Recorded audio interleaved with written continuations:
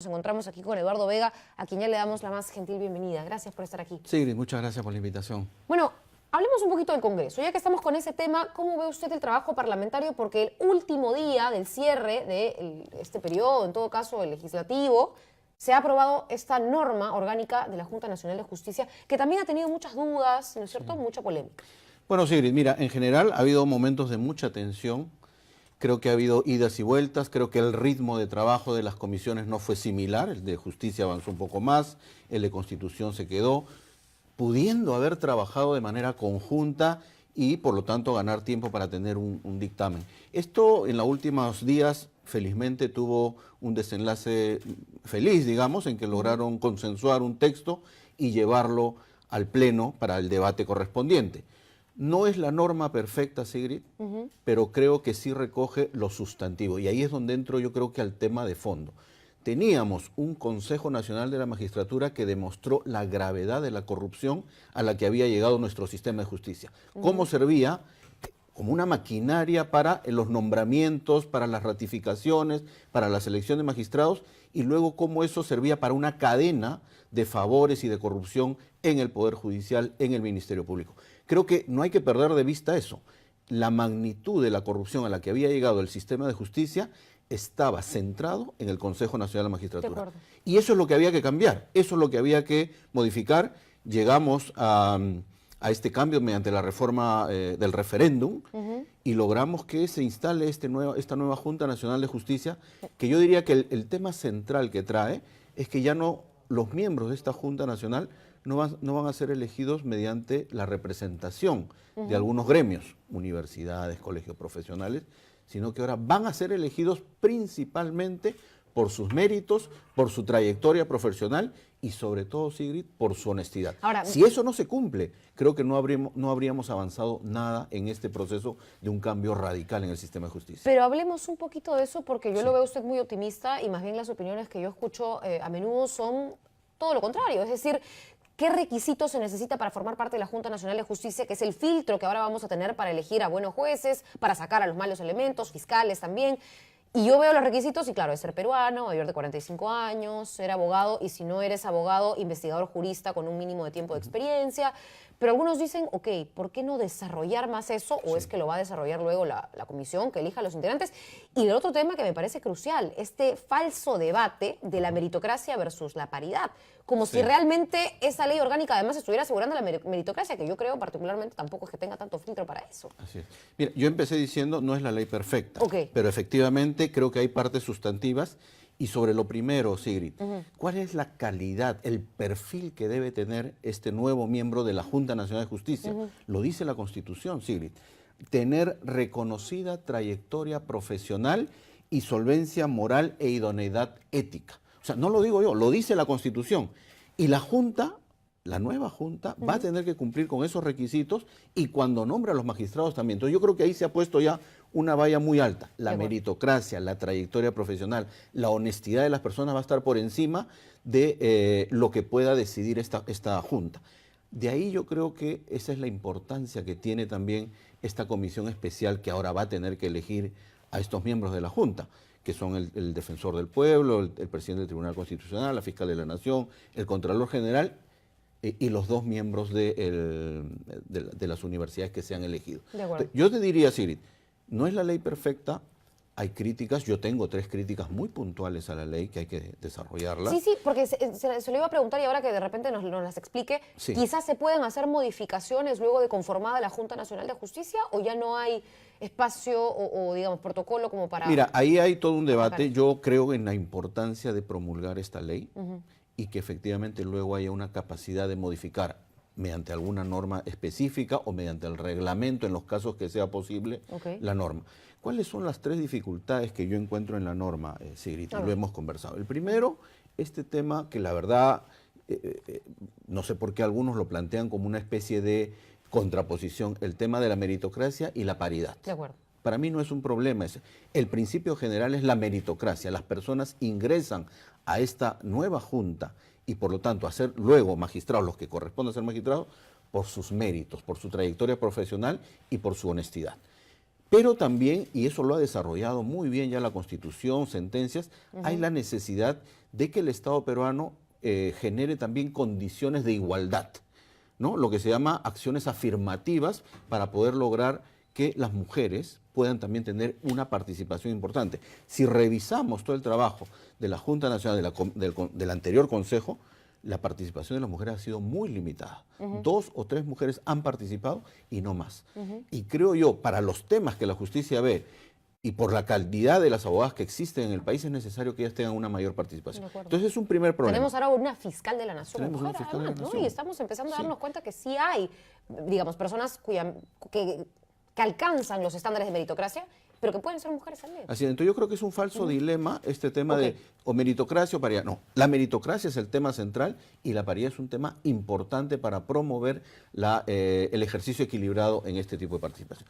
El segundo tema, y ha salido con mucha recurrencia, es que militantes de partidos políticos puedan acceder, ¿no?, a la magistratura con carnet partidario, siempre y cuando pidan, con muy pocos días de anticipación, una licencia.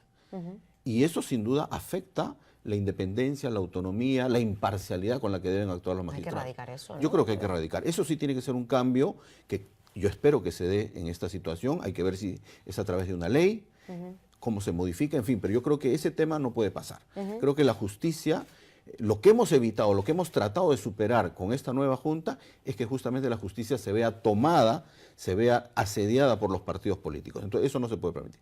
Y lo tercero es la condición que tiene esta Secretaría Técnica que se ha creado para que finalmente se haga cargo de todo el proceso de selección de los miembros de la Junta Nacional de Justicia, ¿no? Creo yo que es una secretaría importante, hay que darle los poderes, pero a la vez es una secretaría permanente. Va a tener funciones mientras se elija a esa Junta. Una vez elegida la Junta, pues simplemente no tiene razón de ser que permanezca actuando. Creo que ahí hay que tener muy claro ese tema, ¿no?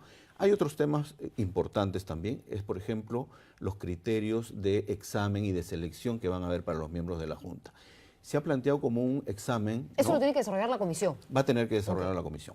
Pero yo creo, y en la propuesta inicial de la Comisión de Justicia, en la que tuve la oportunidad de participar y presidió Alan Wagner, nuestra propuesta es que sea otro tipo de evaluación que se haga a estas personas. Pues no estamos hablando de que tengan que necesariamente tener conocimientos. Hemos visto los exámenes anteriores. Y no te olvides. Doctor Vega, recordemos, perdóneme, las preguntas eran bastante, algunas subidas de tono, otras de cómo preparar platos típicos y defendidas además por esta gente que dice que es importante que el juez sepa explicar cómo se cocina.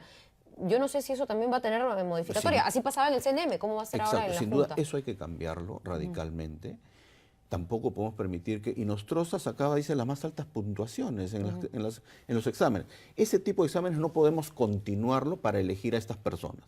Necesitamos otro tipo de exámenes donde ellos, por ejemplo, digan cuáles los objetivos que debe perseguir una reforma en la justicia, cómo consideran ellos que debe la justicia funcionar en el Perú. O sea, otro tipo de examen al estilo de una tesis, al estilo de una propuesta, creo yo que ayudaría mejor para conocer el perfil de estos nuevos miembros de la Junta Nacional de Justicia. Entonces, creo que es distinta la evaluación que se tiene que hacer con estas personas y eso lo va a poder hacer la Comisión Especial. Hay una gran responsabilidad de la Comisión Especial ahí para poder sacar adelante este tipo de propuestas, ¿no? Ahora, con respecto a estas tres observaciones que usted me ha mencionado de la Junta Nacional de Justicia, quizá extrapolarlas, aplicarlas al plano político y ver estas reformas en general, me mencionaba de cómo funcionarios, altos funcionarios, tienen carnet partidario y eso afecta su imparcialidad. ¿Qué está sucediendo también ahora que vemos cómo está el Congreso, en donde Daniel Salaverry anuncia una suerte de purga, de no renovación a trabajadores que han estado básicamente ahí porque eran de un partido y no porque tenían las calificaciones o porque trabajaban, los famosos trolls, trabajadores de más en la Oficina de Comunicaciones del Congreso? Nosotros hemos sacado un caso, ¿no es cierto?, de cómo un sujeto reparaba computadoras en su casa y ahora facturaba millones de soles en el Estado trabajando en estas instituciones. ¿Cómo ve usted ese tipo de infiltración de la política de la manera más cruel, ¿no? Eso es corrupción. La política. Eso es corrupción pura y dura, Sigrid, ¿no? O sea, el número de trabajadores que hay en el Congreso de la República no se justifica de ninguna manera. O sea, esas personas tienen que salir, sin duda, y yo creo que no tiene que haber reemplazos a ellas, porque estamos hablando de un sobredimensionamiento de los trabajadores en el Congreso de la República. Hay que decirlo con todas sus palabras. Eso uno. Y dos, si eso además se hace, no porque haya calidades profesionales o meritocracia, sino por el contrario, más bien para favorecer a un partido político, para pagar deudas, me parece que eso está mal. Y eso lo digo, Sigrid, porque no solo se ve en el Congreso de la República, lamentablemente. Yo he tenido oportunidad ahora de viajar mucho a regiones y lamentablemente las regiones, los gobernadores salientes han dejado a mucho personal que no tiene calificaciones mínimas para poder continuar en una tarea de gestión pública, de servicio a la ciudadanía. Creo que eso hay que decirlo con mucha claridad en el país. El Estado no es pues un lugar donde se pueda albergar a personas que no tienen capacidades. Lo del Congreso creo que es una muestra clarísima de cómo se maneja los recursos humanos en el Estado, cómo se maneja mal, por supuesto, cómo se brinda a estas personas, cómo finalmente no tienen los méritos y las capacidades. Creo que eso nos lleva... Tampoco hay un filtro para Exacto. eso en el Congreso. Creo que eso nos lleva, yo sé que la palabra es muy grande, a hablar seriamente de los temas de la meritocracia en la administración pública, cosa que hasta ahora no la tenemos. Se supone que se iba a reformar, se iba a anular el CAS, se iba a reformar en general la forma de contratación de esta gente, pero hasta el día de hoy, y eso se ha anunciado hace años. Gobiernos anteriores... Mira, el CAS resolvió un problema básico en su momento, pero si tú miras, ahora sigue habiendo, incluso con mayor número, casos de servicios no personales o recibos por honorarios profesionales en la administración pública. Entonces, se resolvió una parte del problema, pero la situación ha crecido desde otras maneras, ¿no? No hay Estado que aguante personal que no tiene calificaciones, y eso sin duda hace que muchas veces los servicios básicos no lleguen. Yo creo que los problemas que tiene el país en este momento son principalmente de gestión más que de falta de recursos, ¿no? De acuerdo. Ahora, ¿cómo afecta en todo esto y en todo este camino hacia la reforma que tanto habíamos pedido de justicia, etcétera? ¿Cómo afectan las investigaciones del caso Lavallato que están tan fuertes, ahora que se descubre nueva información del Club de la Construcción, pero que también vincula a abogados de los investigados, a exfuncionarios y, bueno, incluso a expresidentes que también están por ahí todavía? ¿Cómo ve esta afectación a la política, a una suerte de inestabilidad que todavía tenemos ahí, un poco mermada, un poco callada y silente, pero es que no se firma todavía el acuerdo con Odebrecht, en donde viene lo bueno? Sí. Solo permíteme empezar por el tema que tú planteaste al inicio, los arbitrajes. Ok, claro. Creo que eso va demostrando, Sigrid, y se va cerrando el círculo de que el arbitraje en el Perú sirvió justamente como el mecanismo legal para robarle al Estado millones de soles, millones de dólares en estas grandes obras de construcción.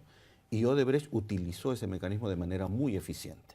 Creo que ese círculo se va cerrando y vamos viendo cómo los árbitros se prestaron para ese tipo de situaciones. Creo que ahí hay un primer nivel, creo que las investigaciones están avanzando en ese sentido. Lo que tú dices es cierto, creo que todavía la justicia está avanzando muy claramente. Quizás quisiéramos que la velocidad con la que avance fuese mucho mayor para encontrar ya responsabilidades y que no haya procesos que estén durando más de 2 años, en algunos casos 3 años. En pocos días, el 9 de febrero, Toledo cumplirá 2 años en Estados Unidos y el proceso de extradición lo tenemos todavía en una fase inicial. Ahora, totalmente inicial. A contrario de lo que muchos creen, eso no es que dependa o no haya dependido de PPK o del presidente Martín Vizcarra. Hay toda una ingeniería detrás para pedir la extradición y la operación de también la justicia norteamericana para poder agilizar ese proceso, o no sé si me equivoco. Sí, sí, claro, pero hay una serie de factores que también uno ve de por qué puede tomar tanto tiempo y estar en una fase inicial todavía del proceso.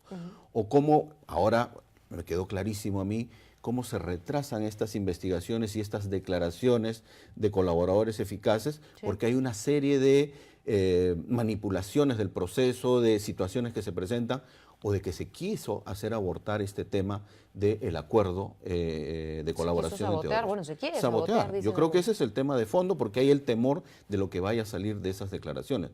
No hay, nuevamente vuelvo a repetir, el acuerdo perfecto, pero este acuerdo pone en la balanza claramente el conseguir más información para poder investigar y el hecho de que la empresa continúe operando y pagando, por supuesto, una reparación. Creo que en ese balance la justicia peruana, en base a la legislación que tenemos, ha optado por tener mayor información de los casos y ir descubriendo cómo el Club de la Construcción, que es lo que hemos visto con estos más de 250 millones, logró finalmente hacerse de obras, sobrevalorar obras y finalmente ganar arbitrajes con una red de corrupción claramente instalada, ¿no? Ahora, en medio de esto también está la reestructuración pendiente de la Fiscalía de la Nación. Comentábamos que tenemos una nueva fiscal que está, digamos, o anunciado declarar en emergencia el Ministerio Público, pero ¿cuáles son las medidas y cómo avanza esto también, no? Sí.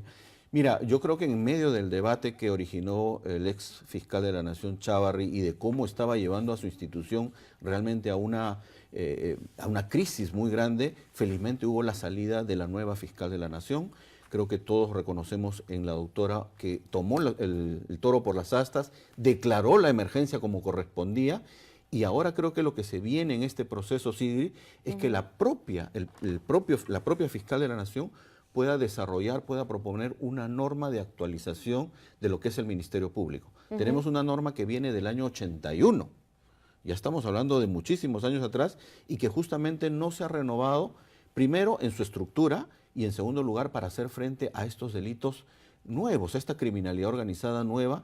Vimos cómo de alguna manera se llevaban por un lado los casos de corrupción, por otro lado los casos de lavado de activos, por otro lado los casos de criminalidad organizada, cuando creo que todo eso debería formar parte de una gran unidad que pudiese investigarlo, porque los vínculos, los vasos comunicantes son muy claros entre corrupción, lavado de activos, bueno, es que en la Junta de criminalidad Fiscales organizada. Supremos todavía hay personajes que aparecían en los audios de los hermanitos. Por supuesto, eso le pregunto y eso tiene que también ser muy... ¿cómo va a ir avanzando eso, ¿no? Yo creo que en primer lugar hay que diseñar una nueva ley, y en segundo lugar necesitamos la Junta Nacional de Justicia, Sigrid, porque como uno de los elementos que he olvidado señalarlo es que esta nueva Junta va a tener facultades de revisar los nombramientos que hizo el anterior Consejo Nacional de la Magistratura. Va a poder revisar, por lo tanto, los nombramientos de Chávarri, los nombramientos de los otros fiscales supremos que tienen una situación muy delicada y muy cuestionada en este momento por sus eventuales vinculaciones con los cuellos blancos del puerto, ¿no? Como reflexión, digamos, que englobe esto, yo voy a sacar un tema que no tiene absolutamente nada que ver, pero que siempre involucra al sistema de justicia. Hablábamos ayer con unos amigos sobre temas de derechos de la mujer, de violencia, aborto, otro tipo de normativas en donde, ojo, el Perú es pionero. Leyes como el de feminicidio, Chile no tiene una ley de feminicidio tan específica como la nuestra, es muy similar más bien a la de parricidio en términos de tipo penal. Nosotros tenemos un aborto terapéutico que ha sido legal hace casi un siglo, por no decir más de 100 años, y aún así con leyes buenas o leyes que se han mejorado, penas que se han endurecido, o sea, iniciativa legal que hay, no tiene consecuencias positivas. Hay más mujeres, digamos, asesinadas, hay más violencia, entonces hay más abortos clandestinos. ¿Cómo realmente pasamos de una buena ley o de la aplicación de esto que se supone va a cambiar las cosas si en realidad vemos en otros ámbitos no están cambiando las cosas, las mejores leyes? Sí. O sea, ¿qué nos falta? Yo sé que es una pregunta que puede sonar muy etérea, muy profunda, pero ayer conversando con gente decíamos, ok, ¿en qué momento de la ley pasamos a la acción y a la consecuencia, ¿no? De la aplicación de la norma? Yo diría que hay varios factores, pero el principal es poner en práctica mucho de lo que las leyes dicen, ¿no? Una de las cosas que yo siempre encuentro, Sigrid, es el poco nivel de coordinación, por ejemplo, que hay entre autoridades. Para el tema de feminicidio, por ejemplo, ¿no? Queda claro que el feminicidio es el último momento de una serie de actos de violencia que normalmente ejerce la pareja contra la víctima, contra una mujer. Pero si no logramos atender desde el inicio ese acto de violencia, cuando se denuncia ante una comisaría, cuando se pide una atención médica... Porque hay denuncias, ahora hay más mujeres que denuncian. Normalmente hay denuncias. Entonces, si no logramos que todo el sistema, ¿no? Desde la comisaría, el centro de emergencia mujer, el centro de salud, actúen un hogar de protección. No tenemos hogares de protección. Entonces, la norma nos dice una cosa... Creemos que a veces con la sanción penal, agravar la pena, hemos resuelto el problema. Y no lo hemos resuelto. Entonces yo creo que hay una desconexión muy clara entre lo que muchas de nuestras buenas normas dicen y lo que en la práctica y en la realidad se hace. Ahora, las investigaciones no avanzan tampoco en algunos casos, ¿no? Si, en los temas, tú me tocabas el tema de feminicidio, es clarísimo. Solo hoy día veía las noticias temprano en la mañana, les voy a leer el titular de hoy de los canales de televisión. Han pasado más de 2 meses, y con sospechosos, nombres, cámaras, testimonios, todo, no se captura el sospechoso del asesinato de esta mujer encontrada en un cilindro. Han pasado ya 2 meses, la gente ha hablado, se sabe que se operó en una banda criminal, que habían ciudadanos extranjeros, se saben los nombres, se han identificado que algunos se fueron del país, otros no, pero no hay ningún detenido. Y fue un caso, pero terrible. Lo vimos en televisión un día, 2 días, una semana entera, porque la investigación forense además duró muchísimo tiempo. Esos casos, casos como lo de Arlet Contreras, que ha regresado a Foja Cero, es lo que también nos habla de las consecuencias concretas de cómo estamos y de, mal. y de algunos criterios en la justicia que yo creo que hay que revisarlos muy claramente. Yo invitaría ahí la Corte Suprema, que tiene esta facultad de dictar los famosos acuerdos plenarios, a que dicte claridad en cómo resolver este tipo de casos. Porque lo de Arlet me queda claro que es clarísimo. El otro caso que tú me pones, la policía yo creo que tiene esto. Hay casos muy importantes donde logra descubrir situaciones, mafias, bandas, lo hemos visto con las municipalidades, con los alcaldes, cómo han logrado desarticular bandas muy importantes, Sí, claro. pero hay otros casos en los que los avances son menores, habiendo evidencias, Yo le cuento- habiendo situaciones donde es posible avanzar mucho más, ¿no? Me acaba de decir, por ejemplo, ahora Katia, que está en producción, en el caso este concreto de la mujer que fue encontrada en un cilindro, lo que ha dicho la fiscal es que tenía muchos casos, por eso no puede avanzar. O sea, a eso voy, o sea, y hay una indolencia tremenda y una desconexión con la realidad de la norma, del funcionario. Yo no sé cómo ese proceso Sí, también tiene mira. que... Tenemos que ser pacientes, me imagino, pero tiene que empezarse, ¿no? Sí, y la justicia tiene una carga muy grande de casos, pero sin duda tiene que tener también mucha claridad por dónde entra, cuáles son sus prioridades y cómo da señales muy claras de que la justicia está cambiando en el país. Creo que ese es el gran mensaje que le tenemos que dar a la ciudadanía. La justicia está cambiando en el país, no hay impunidad ni para los delitos de corrupción, ni para feminicidio, ni en ningún otro lugar. Y creo que la seguridad ciudadana sigue siendo el tema central también, donde efectivamente tenemos un déficit mayor. Sé de los esfuerzos que se hacen, pero sin duda tenemos que entrarle con mucha fuerza a ese Bien. tema, ¿no? Ojalá que esto, y como les digo, no solamente con o sin leyes, sino también sabiendo Sí. cuáles son los funcionarios que van a entrar a esta junta, las personas que aplican las leyes, son creo que el pilar fundamental para que eso realmente se traduzca en... Permíteme dos palabras. Sí. Uno, para que tener una junta sustancialmente distinta al Consejo, tienen que ser las personas totalmente distintas. Exacto. Totalmente distintas. Dos, los procesos tienen que ser muy claros. La evaluación, cuando uno evalúa a un juez, tiene que hacerlo de la manera más transparente posible. Creo que ese es el otro elemento central, que sepamos cómo se evalúan, no con estas preguntas de si saben o no saben preparar un plato de comida, con preguntas muy claras y luego saber cuál es el voto razonado para que no nos cambien. Porque unos terminaban con un puntaje alto y de la noche a la mañana no se sabía por qué no terminaban nombrados de jueces y terminaban nombrado el segundo, el tercero o el último de la fila. Por ejemplo. He escuchado muchas versiones, ahora que vengo de provincia, de cómo se negociaban este tipo de situaciones en el anterior Consejo Nacional de Magistratura. Atroz. Y eso es secreto a voces, eso era secreto a voces. Eso tiene que cambiar en la justicia. Ojalá tomamos esa exhortación, la hacemos nuestra también. Muchísimas gracias Gracias, a Eduardo Vega, ex defensor del pueblo, por estar con nosotros.